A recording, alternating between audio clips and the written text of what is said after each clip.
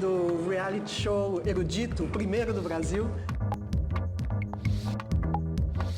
Então é um programa na TV sobre a TV. Mas eu tenho expectativa que seja um processo não só educativo mesmo, pra gente ter reflexão, mas que seja divertido também, sabe?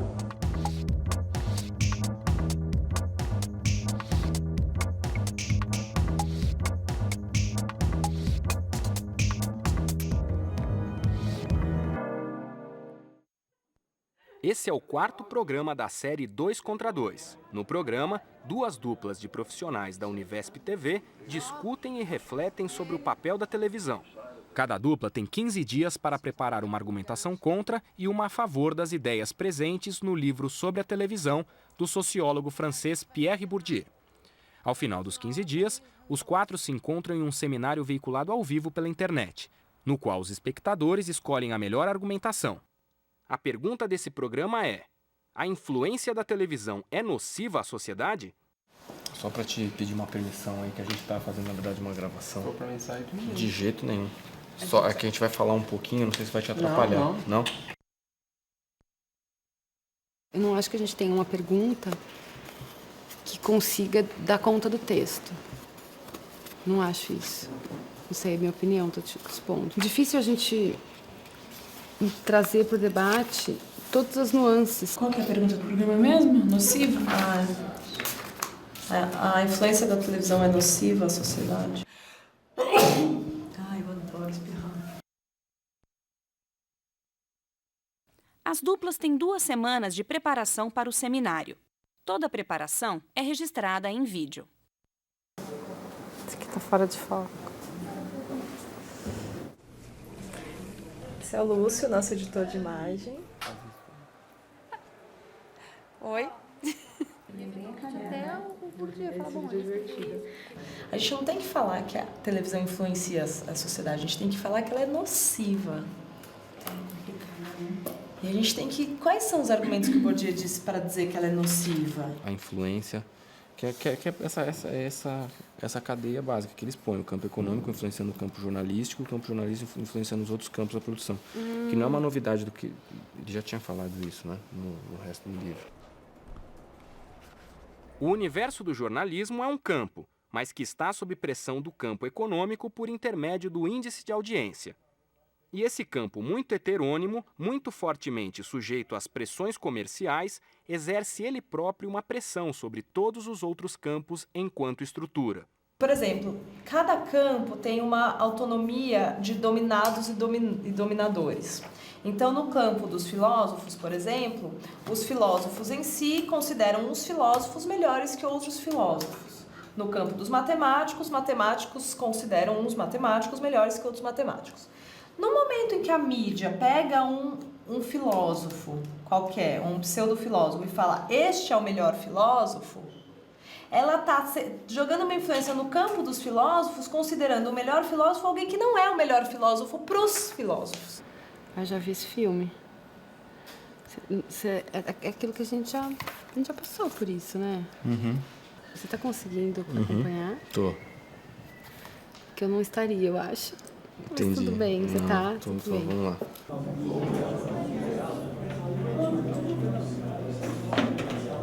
Atlética, boa tarde. Oi, por favor, o professor Arthur.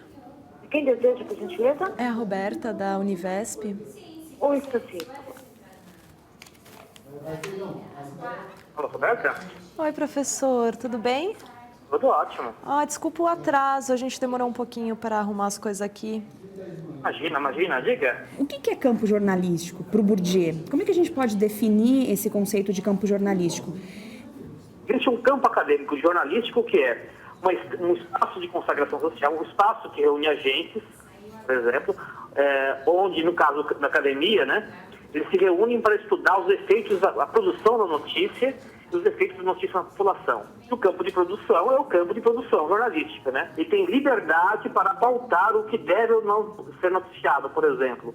Escolhe a agenda pública e pode até mesmo escolher qual o valor que dá para a agenda pública. Se uma matéria é mais ou menos importante, até mesmo se um político deve receber mais ênfase ou menos ênfase, se mais ênfase negativa ou mais ênfase positiva. Olha, qual é o efeito do campo jornalístico sobre os outros campos?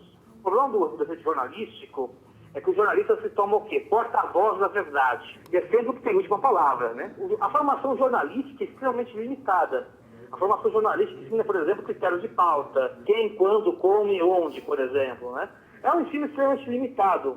E com uma visão limitada, o jornalista não entende os troféus, não entende a dinâmica e nem entende a autonomia do outro campo.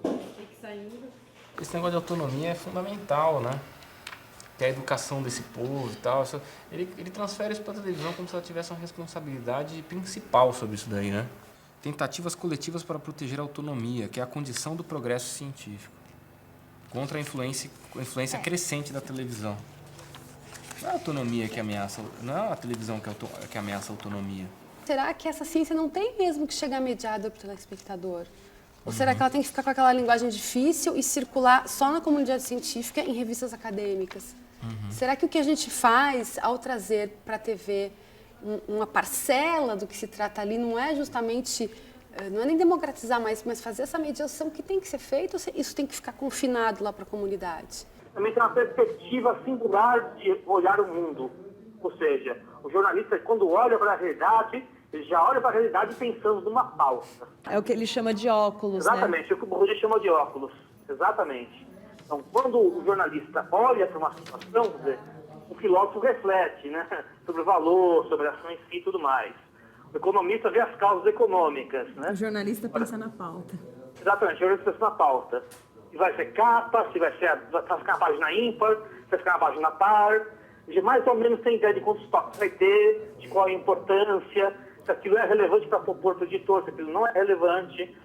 E até mesmo quanto fantasiar na história para torná-la mais atraente. Aqui ele está dizendo que o jornalista não é um intelectual, né? Tem um anti-intelectualismo que é uma constante estrutural do mundo jornalístico e que é muito fácil de compreender, porque o cara é um generalista, né? Professor, muito obrigada pela atenção. De nada, que isso. Obrigada, e a gente se conhece pessoalmente. Alguma coisa é só ligar. Tá bom, ótimo. obrigadão. Tchau, Tchau, tchau. Acho que foi o melhor até agora, que explicou argumento por argumento. Sabe quem vai ser o mediador do debate amanhã? Não vai ser a Mônica? Acabei de descobrir. Vocês não nos contaram Tô dando nada. essa notícia em primeira mão, hein, pra vocês. O que é o jornalismo em busca do furo, né? Não, o que... Puxa. Adivinha quem será? O Rodrigo. Rodrigo Simon. Grande mediador, que me adiantou que vai pender pro nosso lado. Olá, começa agora a transmissão do 4º e último seminário do 2 contra 2, uma série de programas da Univesp TV que tem como proposta discutir a televisão dentro da televisão. Nós temos o seguinte placar até agora. A dupla do Fábio e da Liniane venceu o primeiro e o terceiro seminário. Dupla de Roberta e de Tatiana venceu o segundo, ou seja, o placar está em 2-1. Porém, como esse último vale mais, quem vencer hoje será o vencedor. Não vence a dupla que tiver o maior número de votos, mas sim a dupla que conseguir convencer os internautas com os seus argumentos. Ou seja, a transferência de votos é o que vai mais importar para que uma dupla seja vencedora. Começamos com a dupla da Roberta e da Tatiana, por favor. Nossa dupla vai defender que sim, a televisão é uma influência nociva para a sociedade. No começo do programa, os internautas logados votaram sim ou não para a pergunta do debate. O resultado dessa primeira votação ficou assim: 61% acham que sim, a influência da televisão é nociva à sociedade. E 39% estão com a dupla do Fábio e da Liniane e acreditam que a televisão não é nociva. A gente quer deixar bem claro que em nenhum momento o Bourdieu usa a palavra nociva no livro dele. Em compensação, ele fala que a televisão produz efeitos maléficos por produzir o furo jornalístico e também que pode lançar mão de uma informação extremamente perigosa, novamente procurando o furo, e diz ainda na página 80 que o universo da TV se caracteriza por um alto grau de cinismo. Como ele mostra que a televisão é uma influência na sociedade? Ele fala que a televisão, mais especificamente a gente está falando aqui de telejornalismo, então o campo jornalístico ele é um campo, uma esfera, que está sob pressão o tempo todo do campo econômico. Ou seja, é um campo que está sob pressão de outro campo que é o econômico por causa da audiência, da concorrência. E esse campo, ele exerce influência em outros campos. Ele tira a autonomia de outros campos. Faço observar que a televisão produz 2 efeitos. De um lado, ela nivela por baixo o direito de entrada em certo número de campos, filosófico, jurídico, etc. Pode consagrar como sociólogo, escritor ou filósofo, etc., pessoas que não pagaram o direito de entrada do ponto de vista da definição interna da profissão. Ou seja, ela dá para educador, filósofo, jurídico, etc., o poder de se dizer isso, sendo que ele não tem esse poder do próprio campo. O campo jornalístico escolhe um especialista, ele é escolhido por alguns fatores, claro. Discute-se um tema. Então, você vai escolher um especialista primeiro, que fale bem. Alguém que seja desenvolto, que consiga ter as ideias esclarecidas ou que fale bem para o jornalista. Não pode confundir. Então, a pessoa fala bem, então serve. A pessoa está sempre disponível, porque também não adianta você, na última hora, o jornalista precisa fechar o jornal, ele não vai ter tempo para escolher alguém. Então, acaba se escolhendo sempre as pessoas que estão mais disponíveis.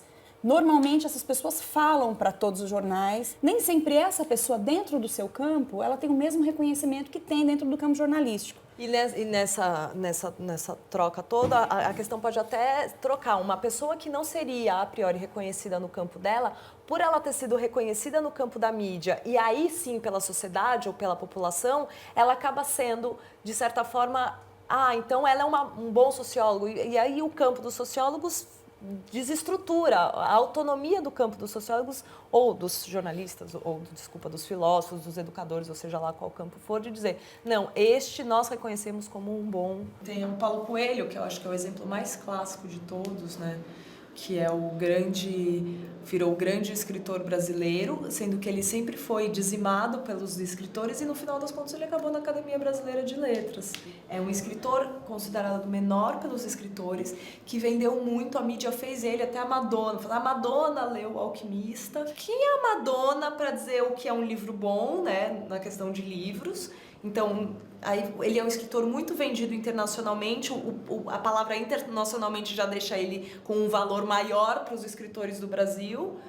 E aí, no final das contas, a população abraçou ele de uma forma que ele entrou na Academia Brasileira de Letras, ocupando uma cadeira que outros grandes escritores nunca ocuparam, né? Agora escapa ele também, que se mantém, na verdade, as pessoas que são relevantes de fato. Eu acho. Acho que o tempo filtra isso. Na verdade... Será? Os fast thinkers podem não ser intelectuais responsáveis, respeitados no campo que eles atuam. Exatamente. Né? Psicólogo de televisão. Né? Veja só, antes do debate, o Fábio e a Liniane também discutiram bastante a influência do campo jornalístico nos outros campos. E quanto mais ele é chamado, vai perdendo também a credibilidade na outra ponta. E às vezes perde a credibilidade para os próprios jornalistas, né? Interessante, de qualquer forma. Bom, o campo jornalístico age enquanto campo sobre todos os campos. Em outras palavras, um campo, ele próprio cada vez mais dominado pela lógica comercial, impõe cada vez mais suas limitações aos outros universos. A partir do momento que a televisão explora um fato, escolhe-se um tema factual, o buraco do metrô, o caso do goleiro Bruno, a televisão acaba julgando a pessoa antes mesmo de haver um julgamento, pelo campo jurídico. E a influência é sobre o campo jurídico. Exatamente. Você acaba julgando antes e a sociedade julga uma pessoa. Por exemplo, o campo jurídico ele tem a sua estrutura, a sua forma de julgamento. Então, ele vai recolher provas A, B e C para dizer que o goleiro Bruno foi condenado por assassinato. E antes disso acontecer, o campo jornalístico fala, o goleiro Bruno é um assassino. Nesse momento, ele está tirando a autonomia do campo jurídico de falar, nós, campo jurídico, falamos que ele é um assassino. Ele tem razão aqui, o que ele está falando. A gente tem que explicar, a gente tem que falar assim, olha, Roberto, você tem razão, Tatiana, você tem razão. Realmente, é transferir o poder de julgar. Mas existe uma outra televisão aqui que a gente queria mostrar para vocês. O que ele está chamando de televisão aqui não é a televisão. Né? Ele está falando do jornalismo o tempo inteiro. Né? Então, falar de televisão seria pegar a totalidade da televisão. Então, ele pega o jornalismo e, dentro do jornalismo, ele está se focando no que de pior há do jornalismo. Né?